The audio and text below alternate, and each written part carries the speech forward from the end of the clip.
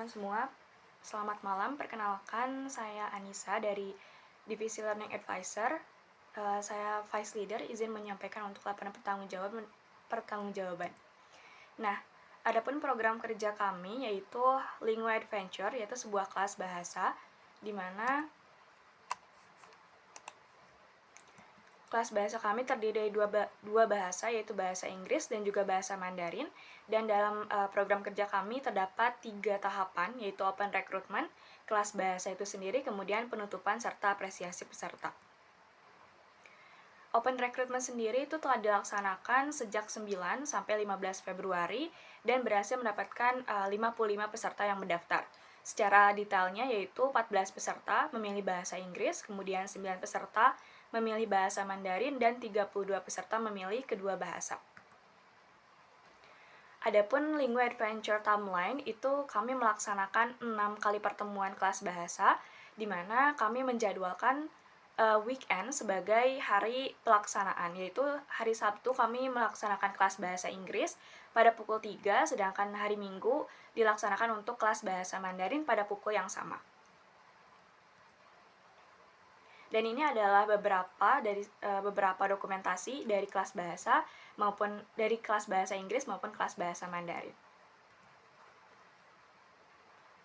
Kemudian penutupan dan juga apresiasi peserta, kami melaksanakan penutupan itu pada tanggal 5 April 2025, sekaligus memberikan apresiasi peserta, di mana apresiasi ini terdapat 3 kategori, yaitu sertifikat partisipan, sertifikat peserta terbaik, dan juga sertifikat karya kreatif. Nah, ini merupakan sertifikat dari karya terkreatif dan juga karya terbaik dari bahasa Mandarin. Ada Kak Faiza dan juga ada Kak Anindita. Dan ini dari bahasa Inggris, yaitu ada Kak Zahwa, karya terkreatif, kemudian ada Kak Nur Izni dan juga, sebagai peserta terbaik. Nah, hasil dari kegiatan kami itu adalah output peserta, yaitu kemampuan dalam bahasa yang ditunjukkan melalui video yang nantinya akan kami jadikan sebagai penentu dari karya terkreatif tadi.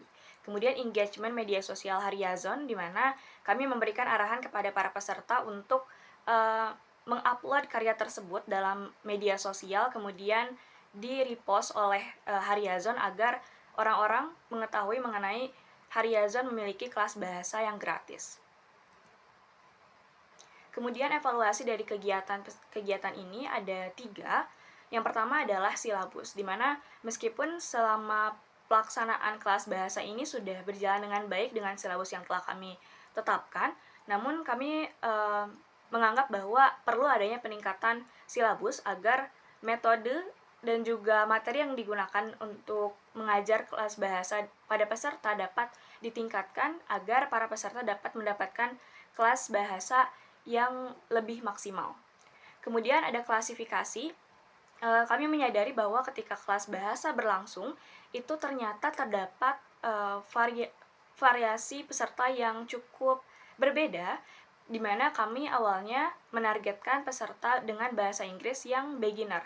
Tapi ketika kelas bahasa berlangsung, ternyata beginner ini cukup bervariasi, di mana kalau dalam bahasa Inggris sendiri itu kan ada 6 level, ada A1, A2, B2, B1, B2, C1, dan C2. Di mana kami menganggap bahwa beginner ini ternyata ada yang A1 alias benar-benar baru banget bahasa Inggris, dan ada juga yang A2 yaitu sudah mengetahui beberapa vocabulary dan juga bahasa Inggris namun perlu ditingkatkan untuk ke B1. Sehingga kami menganggap bahwa perlu adanya klasifikasi, jadi nanti ketika peserta belajar mereka nggak perlu menyesuaikan kembali, takutnya nanti A1 justru belajar materi A2, takutnya A2 juga belajar materi A1, sehingga tidak akan cocok untuk meningkatkan kemampuan bahasa mereka.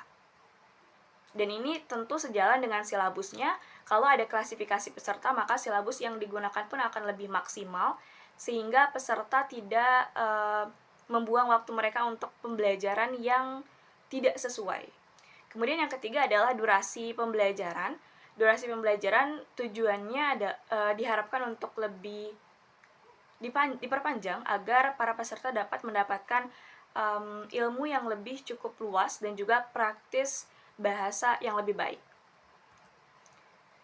Kemudian kendala yang kami hadapi itu yang pertama adalah membangun minat dan interaksi peserta, karena ternyata para peserta cukup pasif dalam kelas bahasa, di mana kami perlu untuk melakukan pendekatan yang lebih interaktif kepada peserta agar mereka mau untuk setidaknya menjawab di kelas bahasa.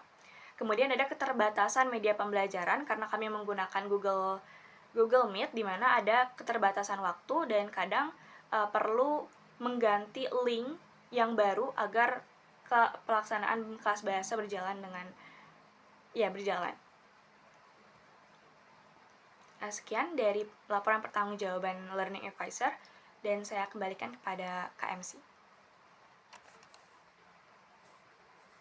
Terima kasih Kak Nisa atas penyampaiannya dan metode dari Learning Advisor. Untuk teman-teman yang lain, jika ada yang ditanyakan atau memberikan pertanyaan dan masukan, boleh dipersilakan.